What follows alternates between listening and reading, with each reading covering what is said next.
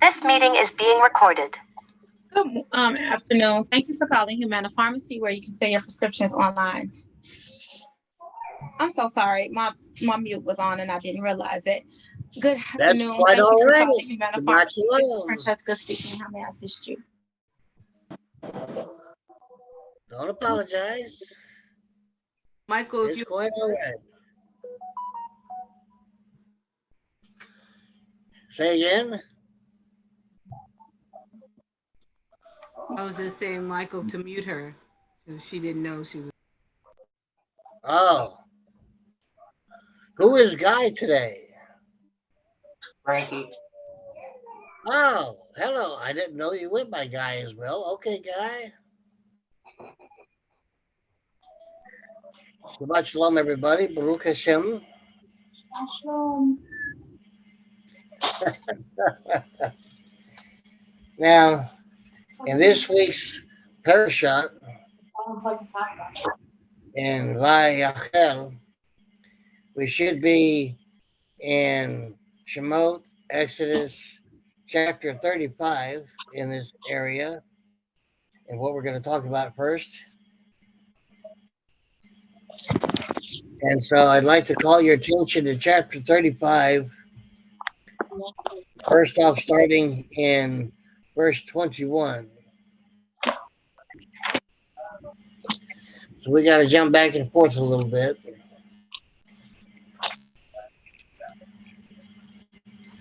$35 and verse what? Say again, please.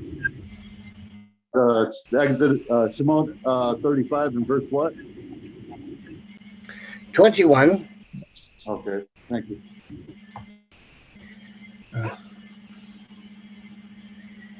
It states here that they came, everyone who felt inspired and everyone who felt generous, as the Most High touched their heart. It doesn't say that he touched their heart, but I'm letting you know from previous reading that that's what was going on. And brought Yodhe-Wahe's gift offering for the work on the tent of meeting, for all its service and for the holy garments. Within this short passage, we've got a whole lot here. Now, if you can recall in previous readings and study, it is the Most High who stirs hearts. He makes them alive, or he stirs them and makes them harder and harder. So, for people to come and feel inspired and generous to bring offerings, gift offerings to the Most High, that requires an interaction with the Most High. So it gives you an idea.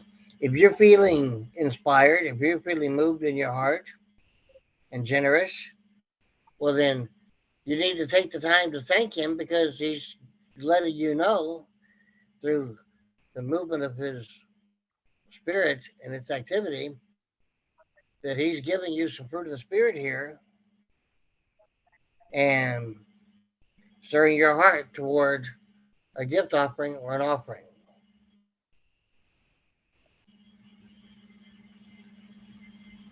And it says for the work of the tent of meeting first, the Ohel, and then its service, and then for the holy garments. So we have three things going on here. Okay. The first thing that we got to recognize is the fact that whether we're giving or receiving at any given time, any day, it's because of the way the Most High is involved. Okay. Now,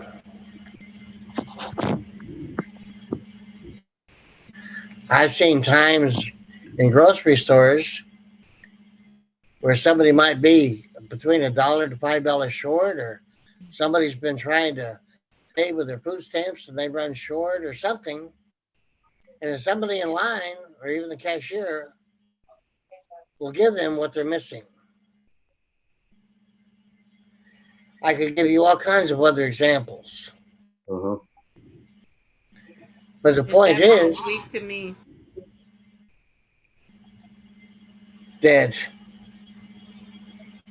it's the giver who feels the inspiration, and everyone feels generous. Even when you receive, you feel that inspiration, you feel that gratitude, which is fruit of the Spirit, Mm-hmm. and there's an interaction that's done very subtly between you and the Most High. And the result of that is Him waiting for you to turn your attention to Him with gratitude. Now it says the gift offerings for the work of the Ohel, all of its service, and for the holy garments. So here is the offerings are for the benefit of the Ohel, not the Mishkan. Even though Mishkan means tabernacle, Ohel means tent of meeting, both names are used for the tabernacle. Have we already gone over this a little bit? I'll take that as a yes. Yes. Now, the Ohel, the entrance to the tent of the meeting, the entrance to the tabernacle, is where the people would gather for their offerings, regardless of the kind of offering it was.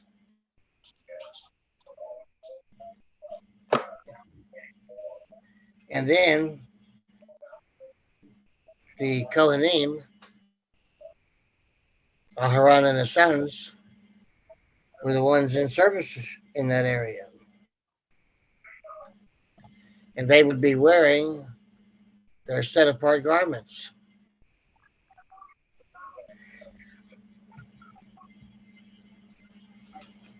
It continues further. The men came with the women, all those who felt generous. And it says all that they brought. Everyone who would wave a wave offering to the Most High. The wave offerings are some of the most misunderstood of all of our offerings. And I can see why. Well, what has everybody been taught so far? What do they know about a wave offering? It's beat against the floor. Okay. That's all that I've heard. I mean, I think I kind of have a different idea, but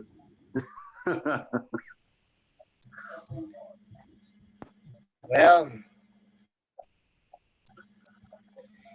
the only time you would beat anything on the floor would be the threshing floor during the harvest.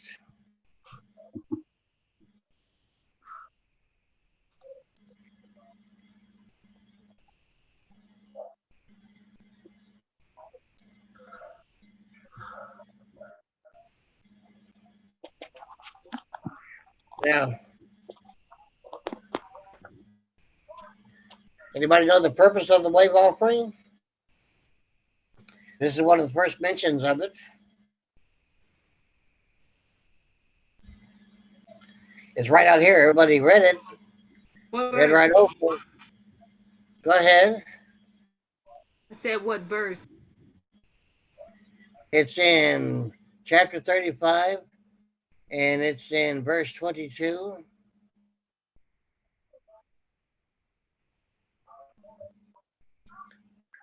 That they made a wave offering of gold to Yod-Heh-Wah-Heh.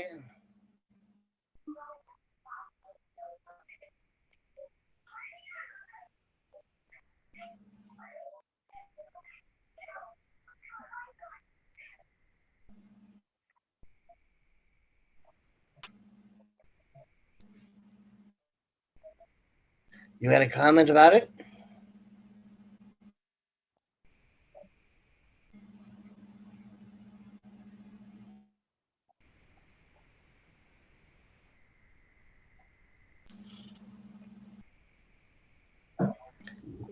No comment?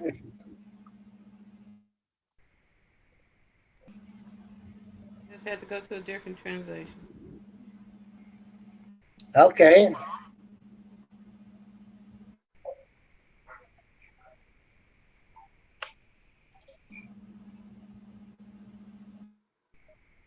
They left off Wave and CJB.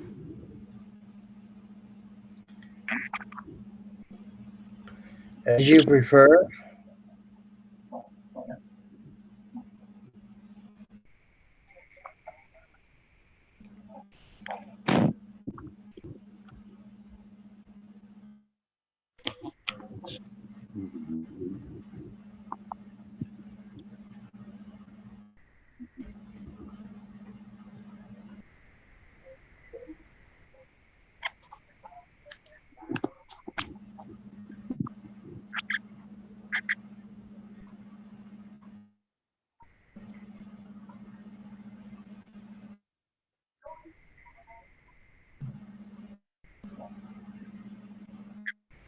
Nothing more?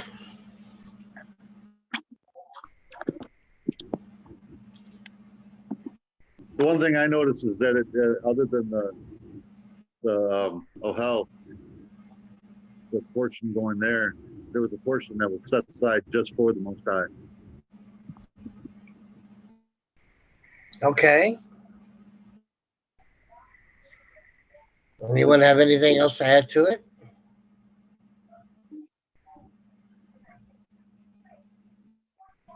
Oh, Wasn't Wave offering for first for the Cohen to do atonement before he did it for the people? well, this is one of the first mentions of wave offering before the rest of that was established. They were just raising up the Michigan, the Ohel at the moment. And so wave offering is mentioned. The way that it's mentioned, even though it's the first time mentioned in the canon of scripture, it gives the appearance of the way that it's mentioned that they were already accustomed to making a wave offering. Okay. Now we are taught the purpose of the wave offering was in increments. The way that we do the wave offering, we have to hold it between both our hands, extend our arms. Now there are some groups that do a rustling with it, like rustling of leaves and limbs as wind going through them. Others, it's a produced in the same way by a tipping of the hands or wrist rather than a whole arm. So, depending on whether you're Ashkenazic, Sephardic, or a couple of others, might be the way that you've been taught to do the wave offering. Now, here it gets a little bit interesting because the wave offering itself, its purpose was to get the body involved more, as well as us as a spirit being, the being of light within. The wave offering is a result of people lifting up their hands. If the wave offering is acceptable, that would mean even their hands had to be what? Clean. Kadesh. Tahor. So there is a transition there from the person to the Most High in this offering.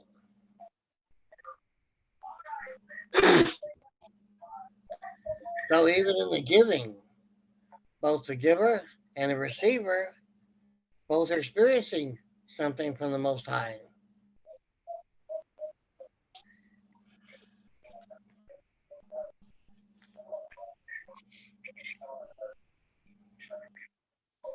And as it continues in this area, it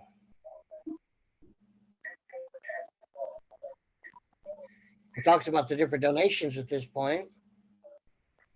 In 24, then 25, every woman endowed with talent, what they did. In 26, the talented women who felt inspired. In 27, the tribal leaders, what they brought. In 28, the spices and oil for lighting.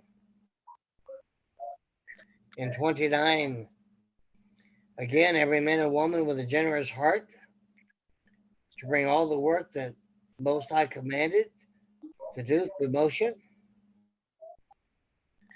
And here, instead of it being called as it was earlier, a wave offering, or in 21, a gift offering. Down in 29, it's called a free will donation. So each short passage gives us a little bit different message concerning the giving and the receiving.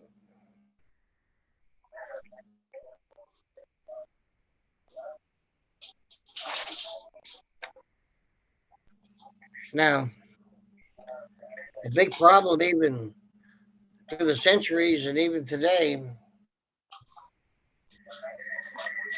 is people start feeling like giving the various tithes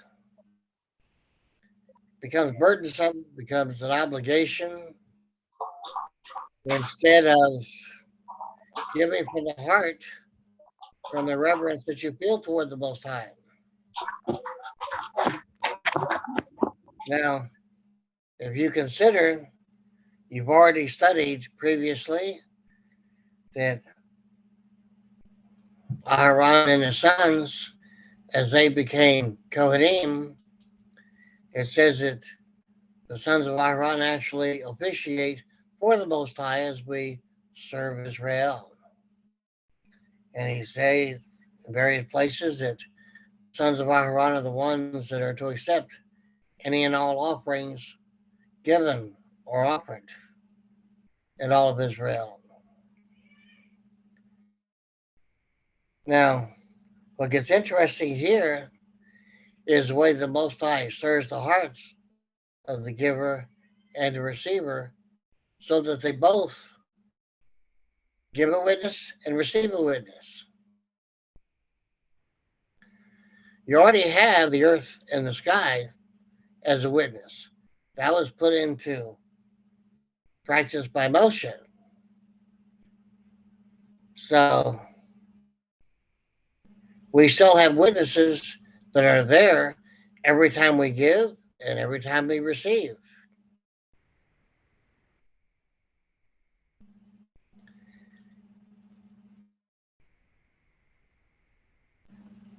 Now, I needed to share this with you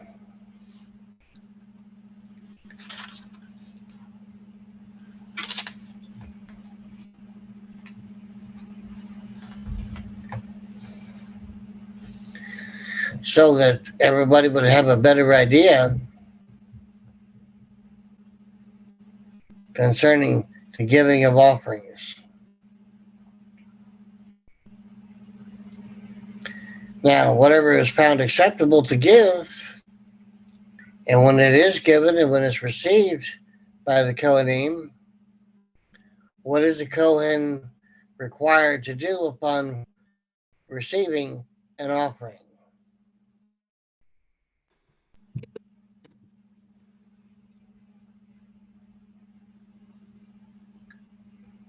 The Kohanim are commanded by the Most High to do atonement for the owner of the offering,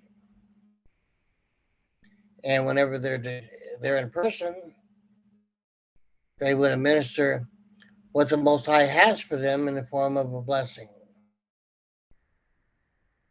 for the individual giving the offering. It might be something as simple as go your way, walking with the Most High.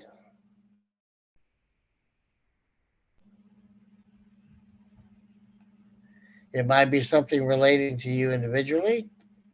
It might be something the Most High is revealing to you in that moment for yourself. It varies with the individual. But generally, it's done without any drama or theatrics. Now, I'd like to call your attention to another area there in the same chapter, in verse 30 and 31.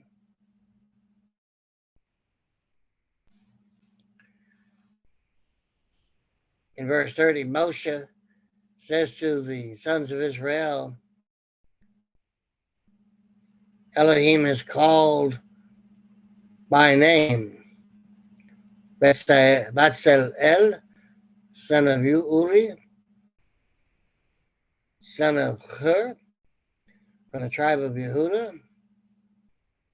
He has filled them with the Ruach of Yodhe-Wahe, with wisdom, with understanding, with knowledge, and with all kinds of craftsmanship.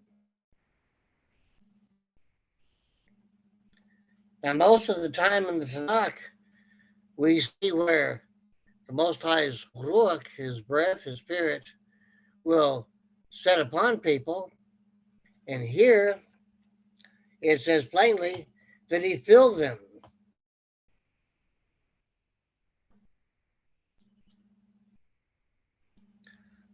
So we can see that it's getting filled with the Most High's Ruach did not just happen in the Brit Hadashah, the renewed covenant. And he had purpose with it. With wisdom, with understanding, and with knowledge, and with all kinds of craftsmanship. So in order to give this to them, by filling them with the Ruach, that would mean they had the presence and activity of the Ruach within them. And what would then happen from the presence and activity of the Ruach? What would the men really receive from that filling of the Ruach? How were they given the wisdom? How were they given the understanding, the knowledge, and have all kinds of craftsmanship given to them? What mechanism had to occur for them to receive that after they were filled with the Ruach?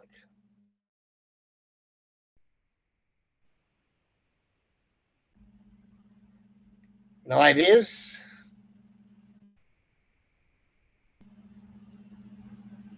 Well, being filled with the Ruach, what did the Ruach have to do? It had to give birth to some things.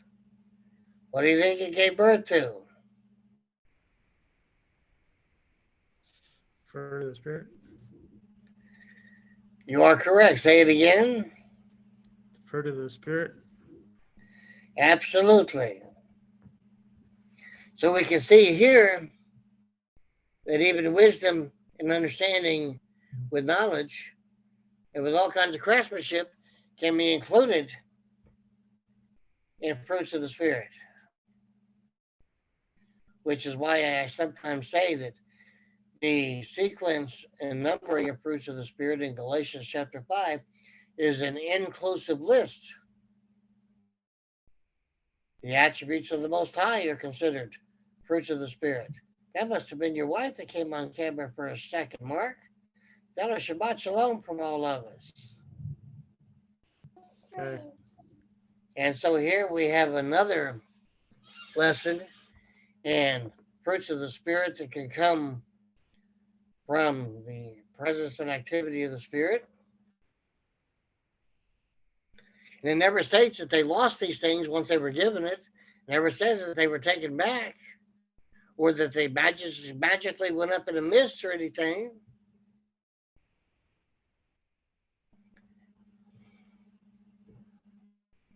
Now, in verse 34, he has instilled in him the ability to teach. Both he and Ahaliah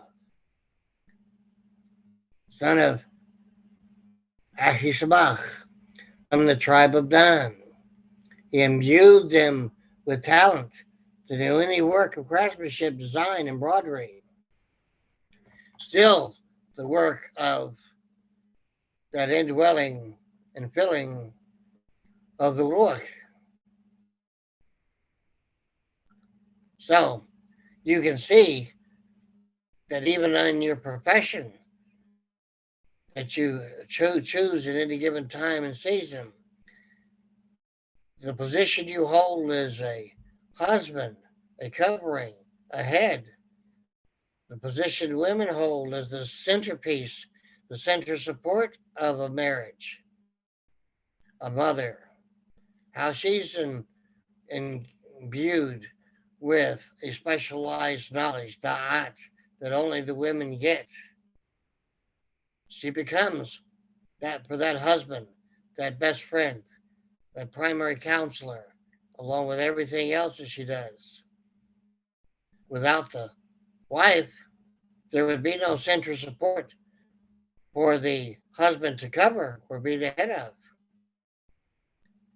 And without that center support and the covering together, that center support, she would not have that covering.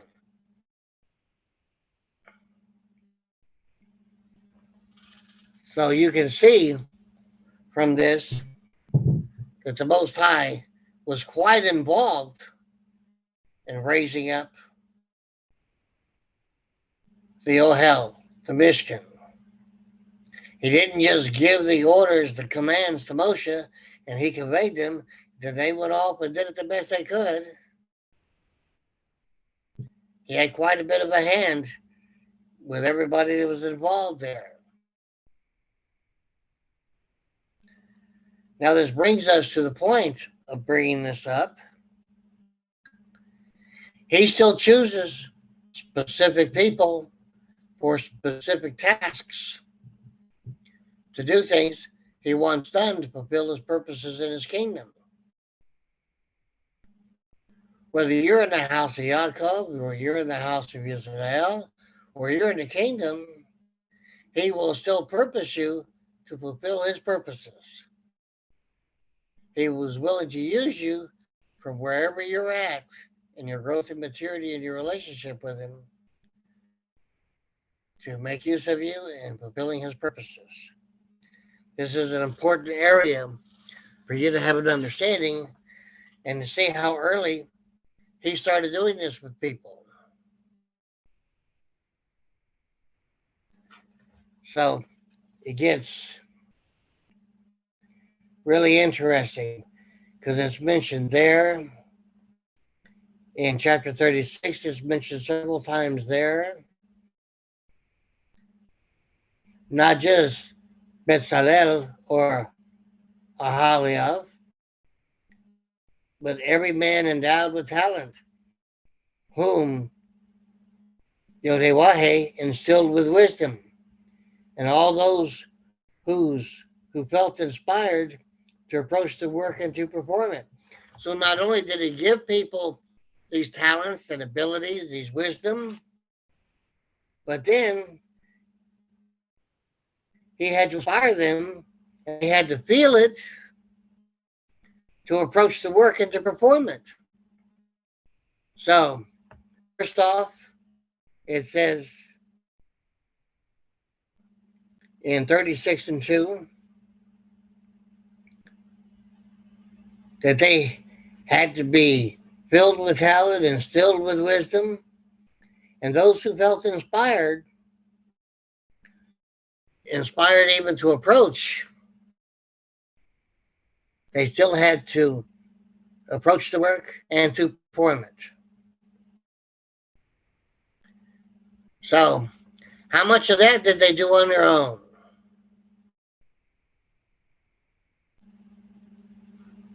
So, where is that opinion that normally lurks? Once they received from the Most High, they went off and did it the best they could. Now they did it according to the way that they were given. That's right. So when he gives you something to do, He gives you a wife. He gives you a husband. He gives you children. He gives you a profession. He gives you a task. He sets before you, one way or the other, your part in the building of his kingdom, fulfilling his purposes in his kingdom. He still needs to inspire you to approach the work.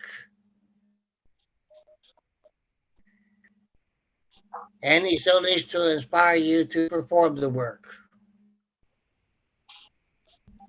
What do you think, Michael?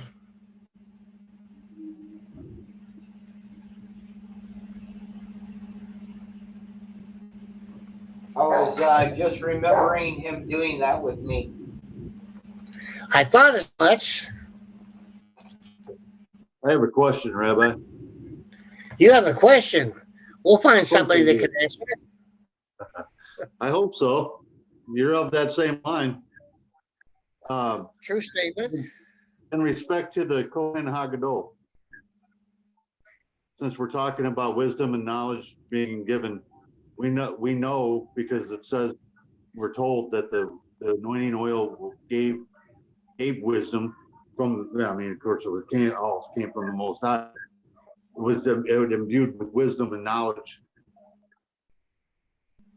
Now I've asked quite a few people this, and I get varying answers. But I'll just say, my understanding or my belief right now is that the Kohen Haggadol knew that essentially he was following the pattern of Melchizedek, the priest. The Kohen would have been Aaron. And how did you come to that? Because because it just only makes sense. Because when you look at what the Most High did when he took Moshe out, or when he took Abraham out and showed him the stars in the sky, and said that you were going to be, his seed was going to be as numerous as the sands of the sea. It's my belief that he also showed him the complete story on how that was going to look. And in respect to Aaron, it makes sense that he would have to understand. He would have to have an understanding of the office that he was holding and who he was following in the steps of.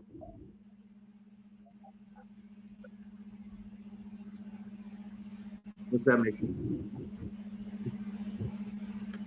Well, I can appreciate your belief and how it makes sense to you. Okay. But I can't teach that as though it was Torah. Oh no. No, I'm not saying, no, that's not what I'm saying. Like,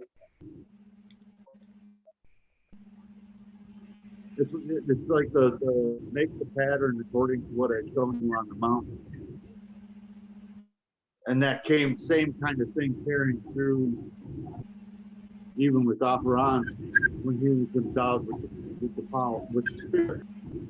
And that would have been one of the things that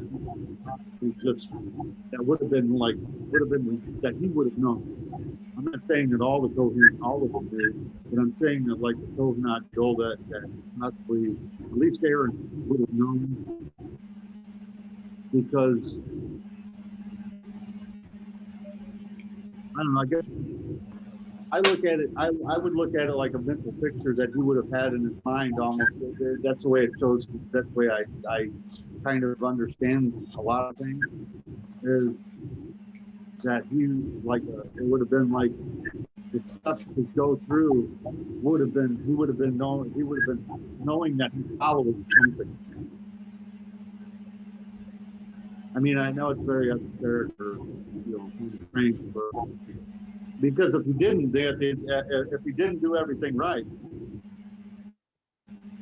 and he went off and followed his own path, he would die. Agreed. I guess that's That's just, I mean, I get that you can't do it, but I mean, like I say, it's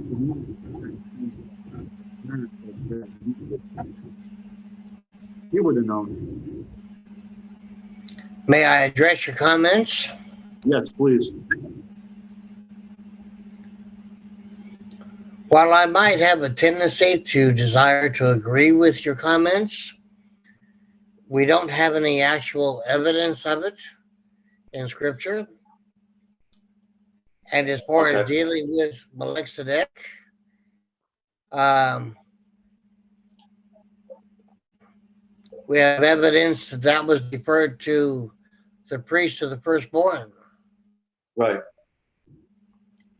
And Aharon and the sons of Aharon, even though a lot of us are firstborn, it is not part of the office he officiates in, even as a Kohen Hagadol. We are not after the order of Melchizedek, based in the sons of Aharon. We're a separate grouping of priests. Right. Kohen. No, I'm sorry. Go ahead. And the evidence that we use for that is what it says about the anointed one, because him being a firstborn, being the high priest, Kohen Hagadol, after the order of Melchizedek, righteous king. Okay. Yeah. Now, because it says that the anointed one was obedient to everything in Torah, whether it was commandment, mitzvot, or whether it was statute or judgment, or mishpatim, okay? It says that he was obedient in all parts, all areas of Torah. Sure. Now, when it's like that, the Most High judges, when he judges, his judgment, when he judges, he's the one that proclaims you justified. When you're proclaimed justified, you have been proclaimed to be righteous, a tzedek. Mhm. And there you have the righteous king. And Right. Yeshua was made, and it was said of him, King of Israel, King of the Jews. Okay. Right. Does it make any more sense? Sure. I guess I used the wrong title for what I was referencing, though. Well, I'm not so much correcting you as I'm just expanding on your comments. Sure. Okay. Mm-hmm. Now, ever since the Most High designated Aharon and his sons to be Kohanim in service to him, ministering to him, serving Yisrael, officiating for him in his place, it is because of these things that were put in place that even the Catholic Church came into existence, borrowing these things, taking them, saying that the Catholic Church was the authority on the earth. The Catholic Church represents the Most High, officiating for him. Yeah. These are the areas that they took from in order to blindly assume those positions. Right. Mm-hmm. So now at the same time, the priest of the firstborn never went away. It's been here the whole time. If it wasn't, Yeshua could not have been made the Kohen Hagadol, the high priest of the firstborn. Mm-hmm. This is one of those cases where from the Tanakh, it says in places that the last will be first and the first will be last. Mhm. So we have a measure here of a recognition of the priest of the firstborn. And it's not so much later in the canon that we see one who is made the high priest of the firstborn. Throughout that entire time, we have Aharon and his sons. Right. So both sides, priest of the firstborn or Aharon and his sons, his line, each has a designated purpose. Each has work to fulfill and do before the Most High to serve the people. And so they work together. Right. When you see the princes of the tribes and sitting at the gates of the cities, those princes are the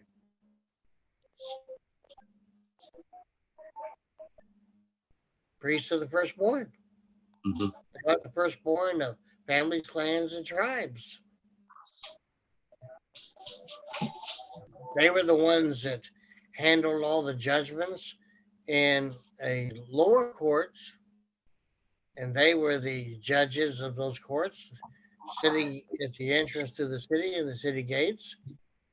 When they sat at the entrance to the cities and the city gates, where were they sitting? What did the entrance to the cities have there at the gates? Says they were sitting on the wall. Well, some places says they're sitting at the entrance. Some place they were marked to as watchmen on the wall. Mm-hmm. Okay, but in the entrance to the city gates, what did they people have to go in and out with?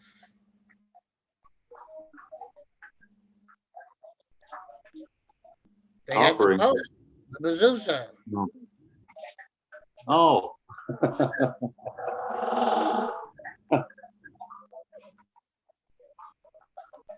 That marks the entrance for the going and coming.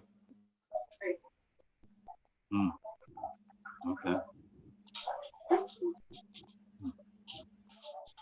Now, to remember that, we use doorposts today, but the doorpost is much smaller today. Mm-hmm. It'll fit in your hand. A mezuzah is, in fact, what? A doorpost. Oh yeah, it was literally inscribed Or a on the door. gatepost. Mm-hmm. So wherever we place a mezuzah, that becomes the entrance of our gate. Hmm. The entrance to our estate, the entrance to our city. Mm-hmm. The husband being the master of his house, he is in fact the master of the city, Mm-hmm. a city state.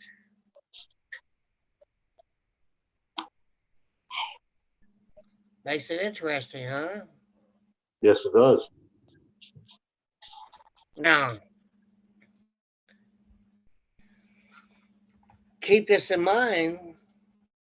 I was attempting to address your comments, not so much for correction, but to expand on them so we have a foundation in Torah for how you felt.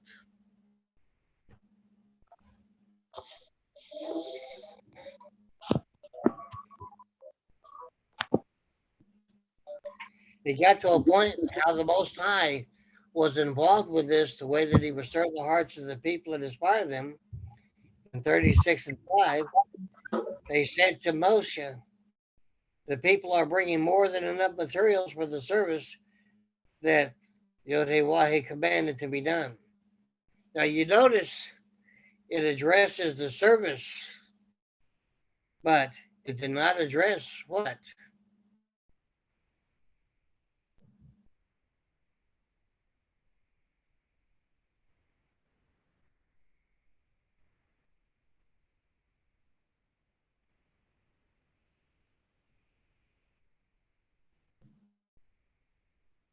Do you remember when they were first given the talent.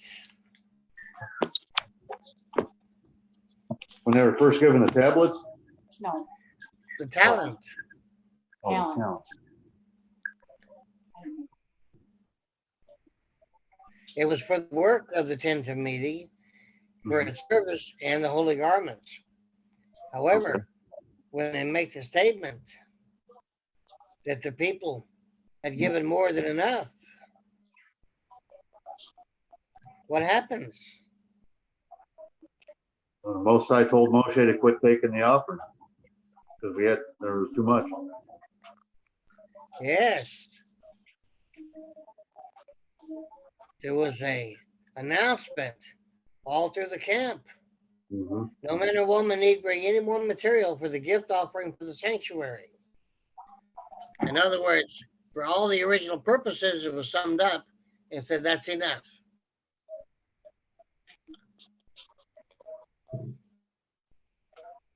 Now, the Kohanim today still have the authority. If an assembly gives from wherever they're at, all that is given there within their assembly,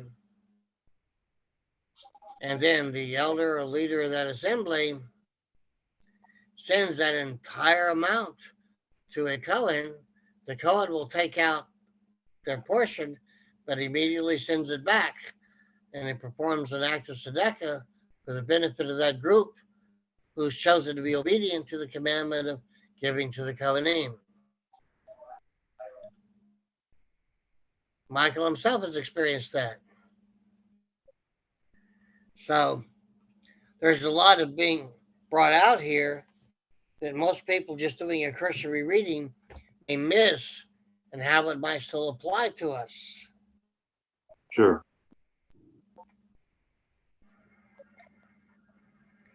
Now,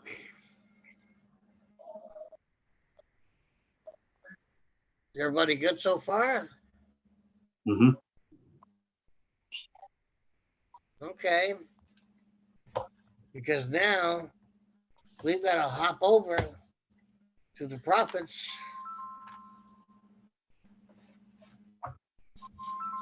Pardon me for a moment. I've got to take this call. Shabbat Shalom. Shabbat Shalom. All right. This meeting is being recorded. There she is again. We got to do something about her tonnage.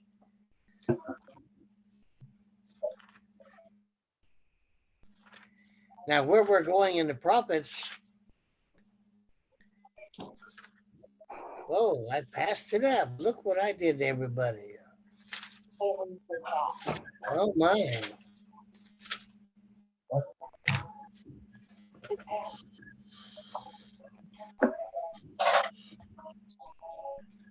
Well, I have to laugh at me sometimes. If you would turn to the 3rd chapter of Zephaniah.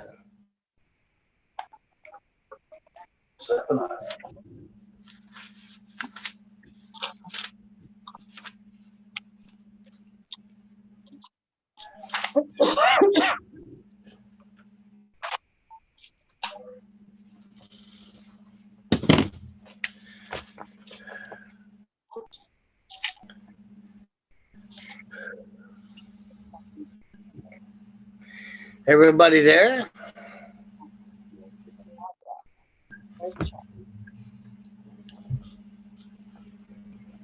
I guess everybody's there. Now, the original lesson that I prepared, they brought this to me to replace it. So if you'll work with me on this, you'll probably find a connection in here with today's parashah, because it has to do with the Most High and his sentiment toward us and how we respond to him.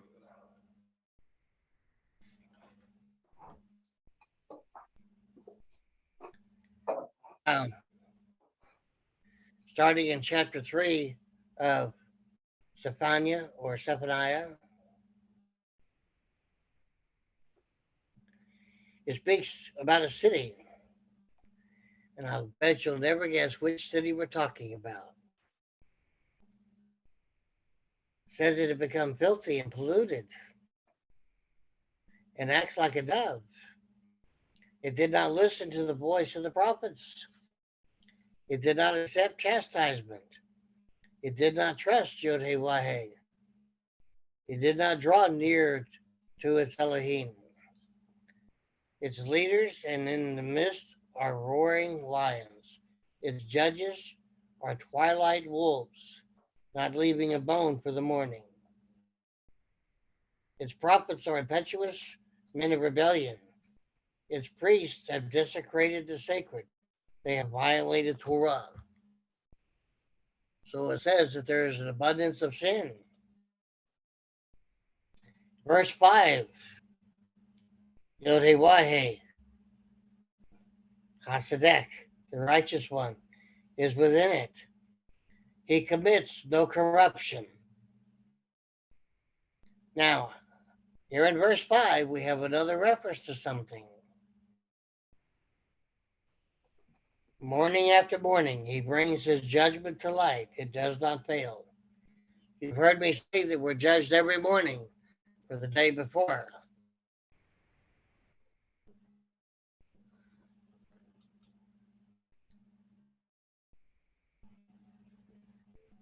Now,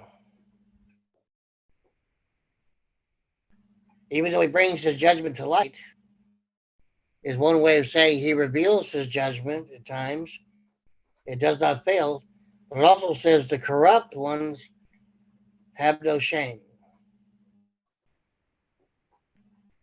He says that he's eliminated nations. Their towers have become desolate.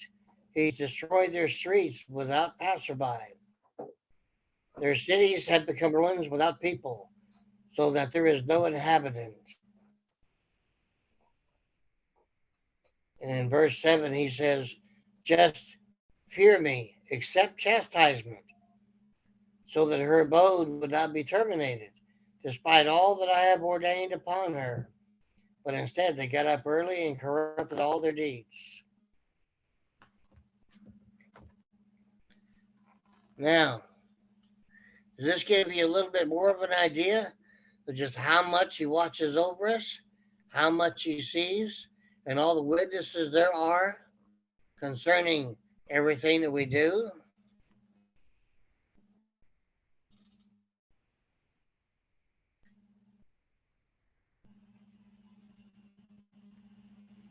It says they even got up early to do these things. And now the whole tone changes because it goes from what he's observing and what he's seeing that requires his judgments. In verse 8, at least in the crown, it says, therefore, wait for me, declares Yod-Heh-Wah-Heh, for the day when I will arise to plunder them.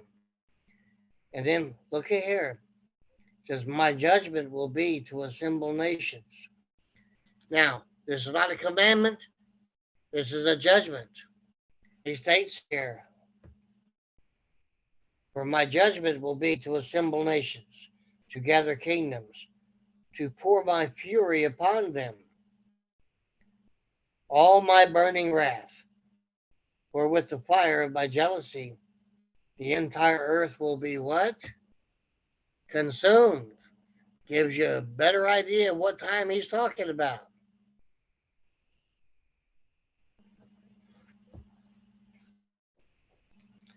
For then I will turn the nations to speaking a pure language, so that they will all proclaim Hashem Yahweh, blessed be He, the name of the Lord, to worship Him, give homage to Him with a united voice, Echad. From the other side of the rivers of Cush, Ethiopia, my supplicants, groups of my scattered ones, will bring my tribute. He's mentioning offerings. And now he calls the offerings that he commands us to give to him, he calls them tribute. They take on yet another name. So when you do give to the Kohanim, you're actually giving tribute through the offerings to the Most High.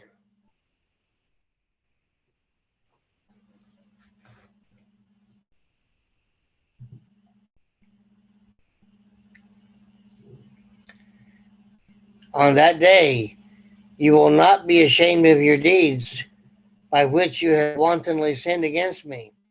For then I will remove from among you those who exult in your arrogance, and you will no longer continue to be haughty on my set apart mountain.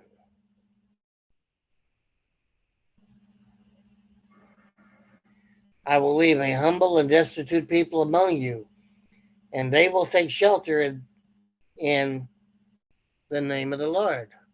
Hashem Yahweh, blessed be He. And then 13, it says the remnant of Israel will not commit corruption. They will not speak falsehood. They won't have a deceitful tongue. It won't be found in their mouth. The remnant. Now, this is a word that really gets bandied about a lot. Besides Hannah, that she won't speak right now, does anybody else know the actual Hebrew definition of the word remnant?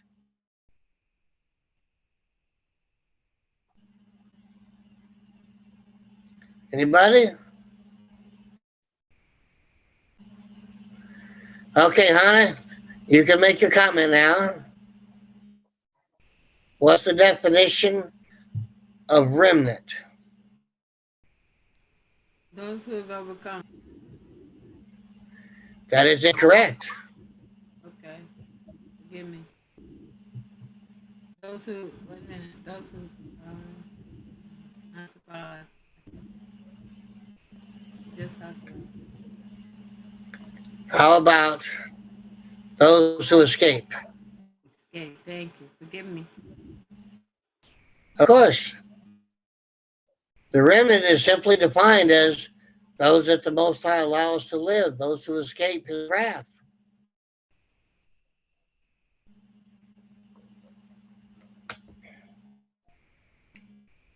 And they're called the remnant of Israel. The remnant of Israel, Israel meaning those who prevail, those who overcome. There's a reason they've escaped. They will graze and lie down with no one to make them afraid. Sing, daughter of Zion, sound the trumpet, O Israel. Be glad and exult with all your heart. Now, in order to do that, what does the Most High have to do with our heart? What have we learned already?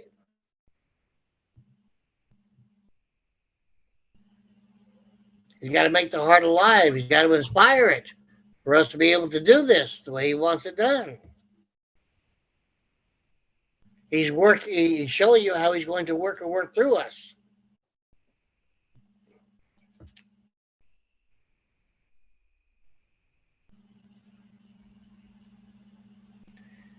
Be glad and exult with all of your heart, daughter of Jerusalem. Yodewah has removed your judgments. He has cleared away your enemy, the king of Israel. Yodewah is in your midst. Another time, He reveals to us He is in our midst. On that day, declares Yodewah, there will be a sound of an outcry from the fish gate, and a wail from the second gate, and a great catastrophe from the hills. He's describing some of the gates of Jerusalem.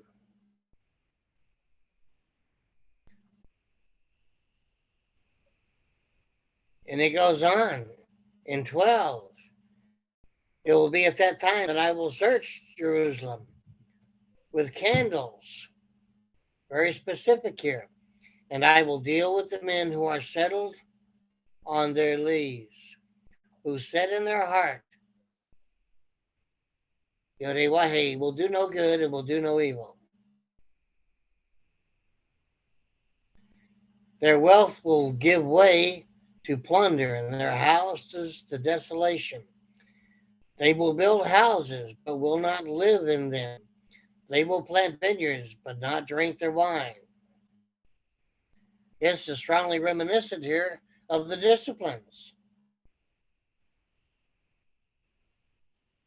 What verse? Verse 12 and 13.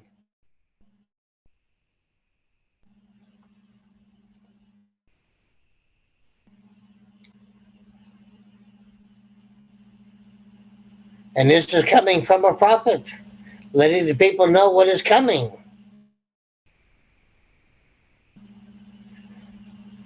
The great day of Yod-Heh-Wah-Heh is near. It is near and will quickly come. Now, the sound of the day of Yod-Heh-Wah-Heh.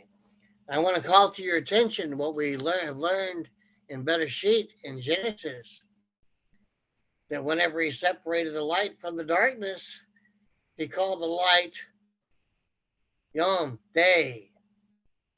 So if we can remember that, every time he's mentioning day, he's talking about the light.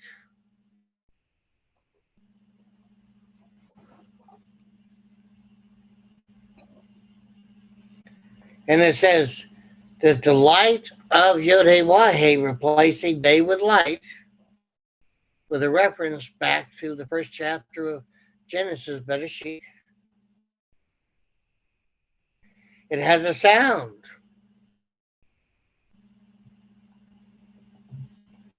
When the strong fighter cries out bitterly,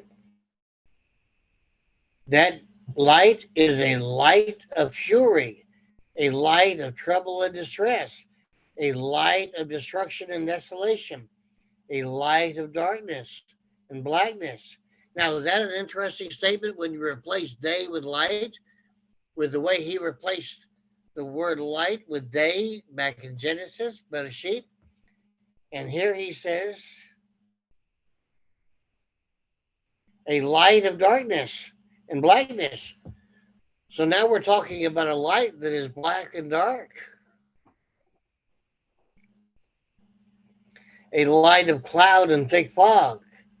A light of trumpet and battle cries against the fortified cities and the high towers. And then the Most High himself says, I will lay siege against the people. He doesn't say the cities, the people. And they will go about like the blind, for they have sinned against Yod-Heh-Wah-Heh. Their blood will be spilled out like dust, and their flesh like dung.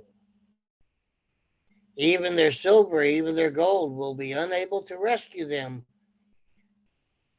on the light of Yod-Heh-Wah-Heh's fury. How does this sound when you replace the word day with its predecessor, light? Takes on a little bit different tone and understanding.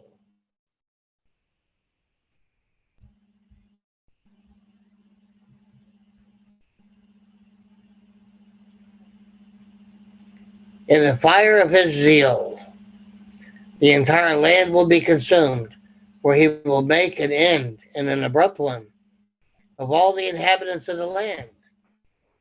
So if there's a remnant, the remnant are not a part of this, because the meaning of remnant is those who escape.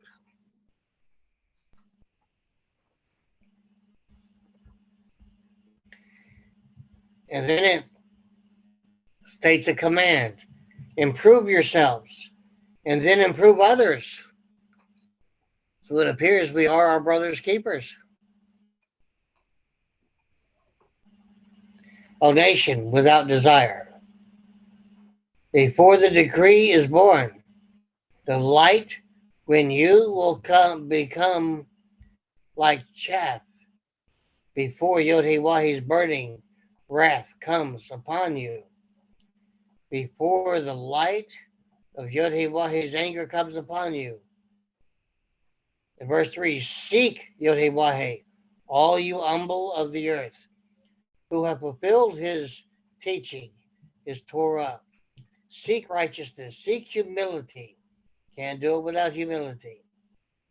Perhaps you will be hidden in the light of Yod-Heh-Wah's anger. So him hiding us from the light of his anger is what produces us that are hidden to being the remnant, those who escape. Now, we can continue with it.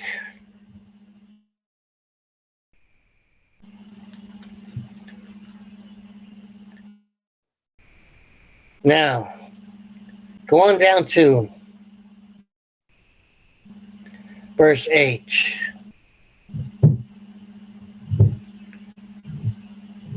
Well, actually, it's better if we do it in verse 7. It will be a portion for those who escape of the house of Yehuda for them to graze upon. Rabbi, tell me again where you're at, please. I'm in Zephaniah chapter 2. Oh, okay. Okay. I originally told you to go to chapter 3. I apologize. Yeah. Oh, Okay. all right. I got to prepare you for chapter 3. And I'm reading from chapter 2, verse 8. I heard the taunt of Moab and the jeers of the Ammonites who taunted my people. And if you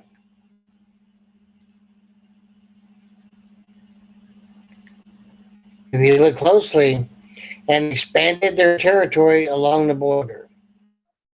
In verse 9, very important. Therefore, as I live. Now, for those of you who don't know how the Most High swears by his own name,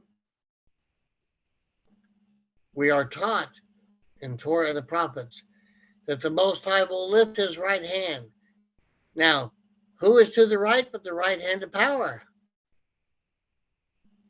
So when he lifts his right hand, the right hand of power, he's bringing it into complete activity. But when he lifts his right hand of power, and his right hand of power comes up, he swears by his name. And the methodology, the mechanism in which he swears by his name is given even here. As I live, by Yamer Yahweh, blessed be he.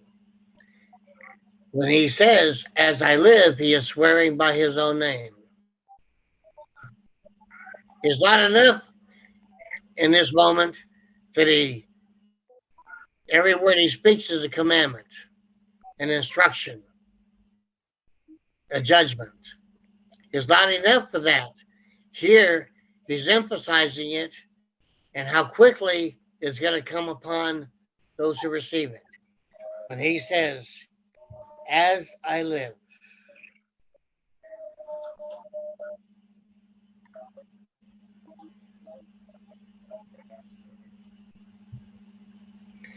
Declares Yod-Heh-Wah of hosts, the Elohim of Israel.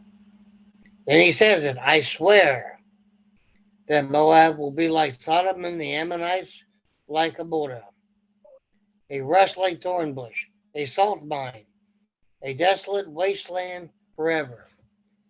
Now, what is the Hebrew meaning of the word forever? Do you remember that one, Hannah?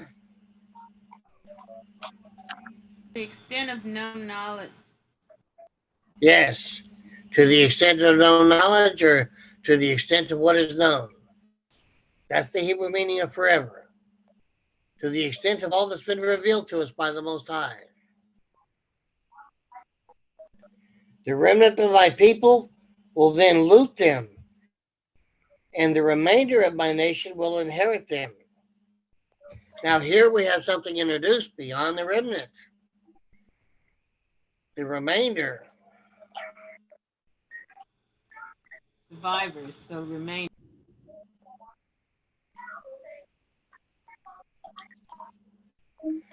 So how do we come up with a remainder of Yisrael? Beyond the remnant. We know the remnant is those who escape. What would be the next part? The remainder.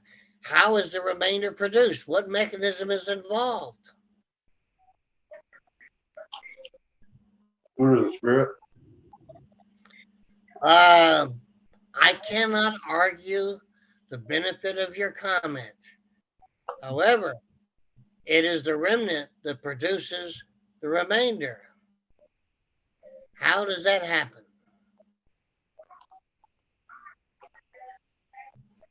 So is this going from the house of Israel to the kingdom?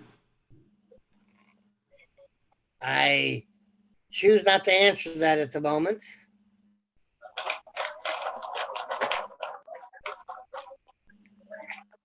Now,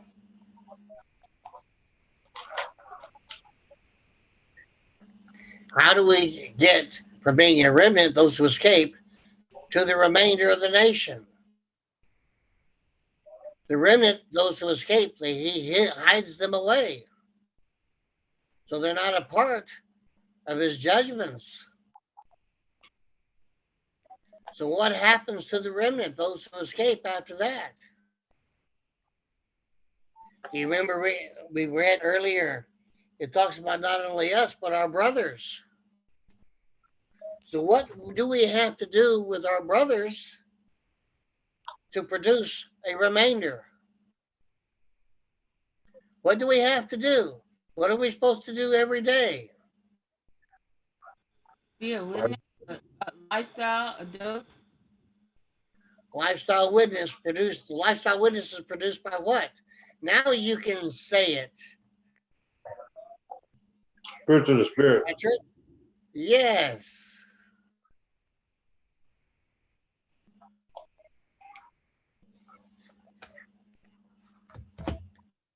So the remnant don't just escape through their lifestyle witness. They pick up others along with them, and they become the remainder of the Most High's people, his nation.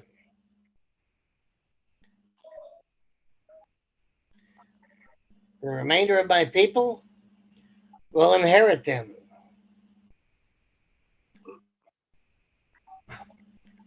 And they shall have in place, they shall have in place of their pride, their haughtiness, for they taunted and boasted over the people of Yod-Heh-Wah-Heh of hosts.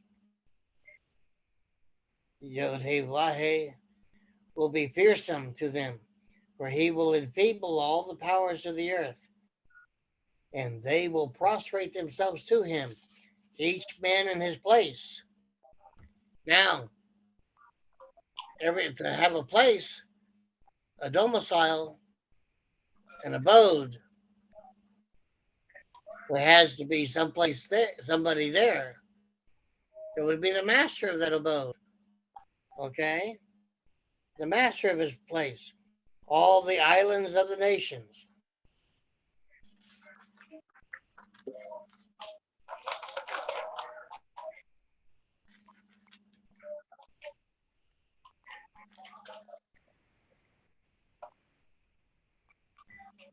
Now, as we continue,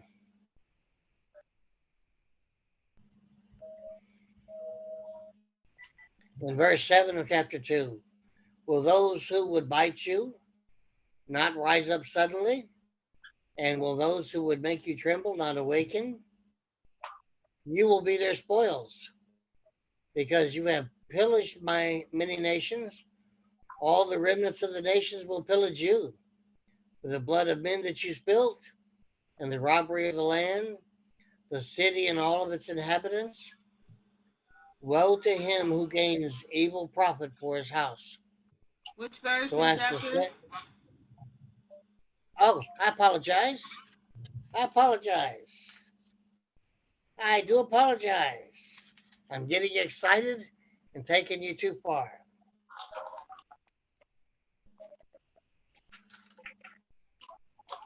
Now, Zephaniah chapter 2, verse 12. You too, Cushites, you killed by sword. He will stretch out his hand toward the north, and he will destroy Assyria. He will make Nineveh a wasteland and arid as the desert. Herds will lie down in its midst, every nation's beast. Both desert owls and wild ravens will lodge on its lintels. The sound of their warbling in the window. Desolation will be in its doorway. Its doorway. Not gatepost, doorway. For the cedar work will be removed. This is the exalted city that lived in security, that said to itself, only I, and besides me there is nothing. How did it become desolate? A resting place for the beast. A resting place for the beast. Everyone passes by it shall whistle and gesture with his hand in amazement.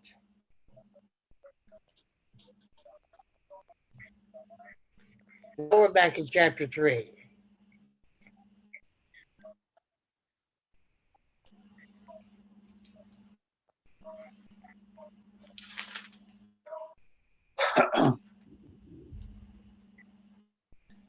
Now,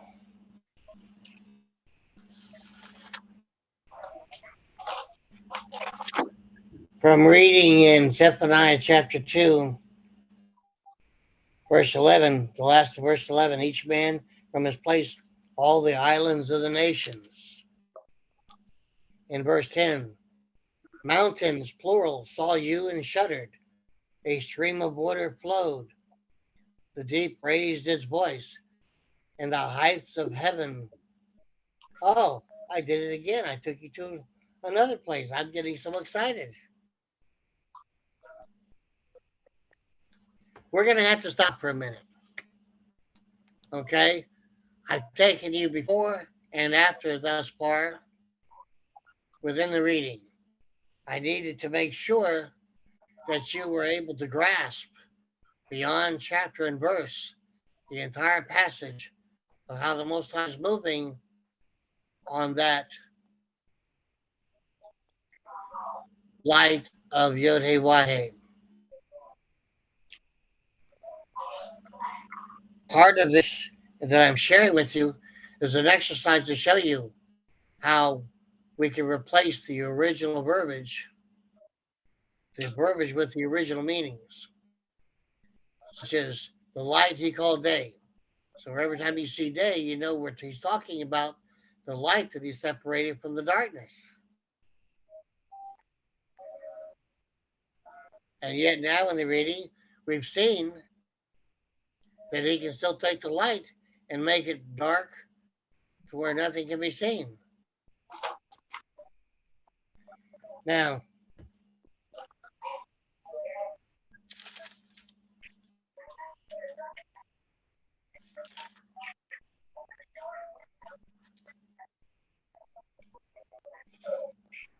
oh,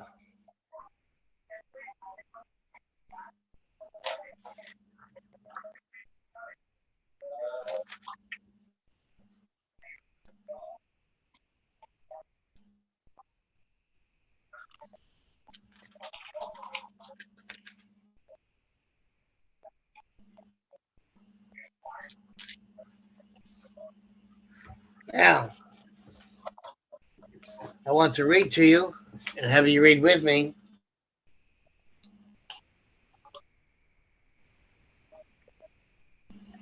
in chapter 3 of Zephaniah. Now I want you to start in chapter 3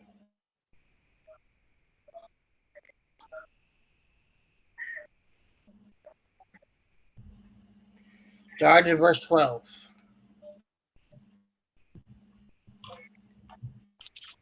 I will also leave in the midst of thee an afflicted and poor people. They shall take refuge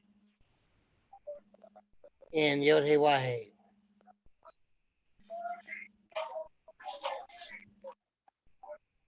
They shall, the remnant of Israel, the remainder shall not do any iniquity, nor speak lies, neither shall a Lashon permit, a tongue of deceitfulness, be found in their mouth. For they shall feed and lie down, and none shall make them afraid. And 14, sing, O daughter of Zion. Shout, O Israel, be glad and rejoice with all of the heart, O daughter of Jerusalem.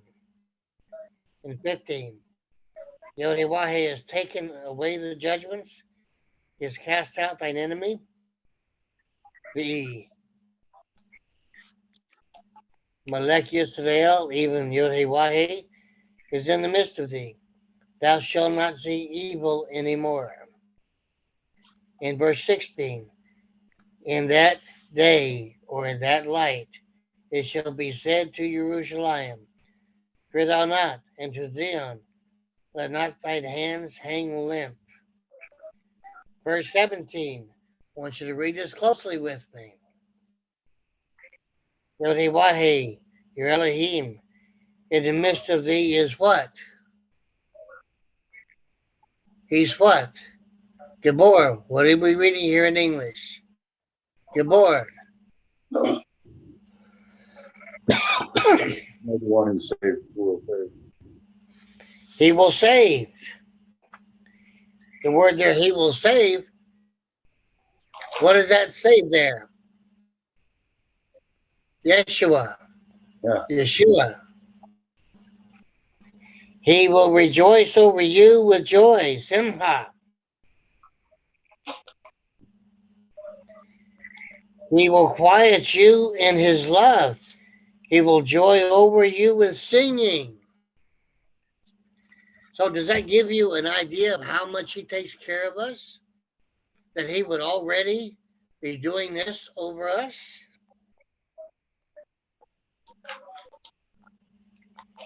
And even those that mourn, I will gather for the Moed, the appointed time. Who are these, O Zion?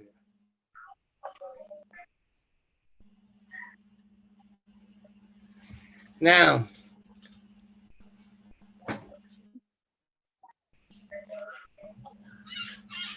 I want you to consider the way that I jumped you around between three different books. The one previous to Zephaniah and the one after.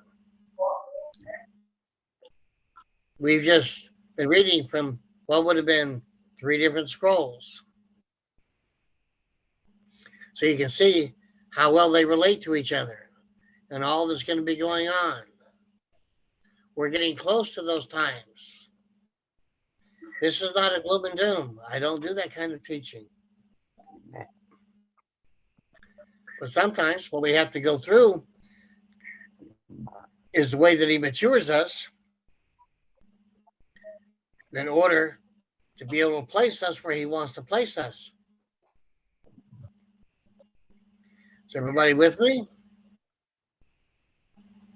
Yep. Now, we have to stop here for a moment. Michael, it's almost that time. So, we will continue when we come back.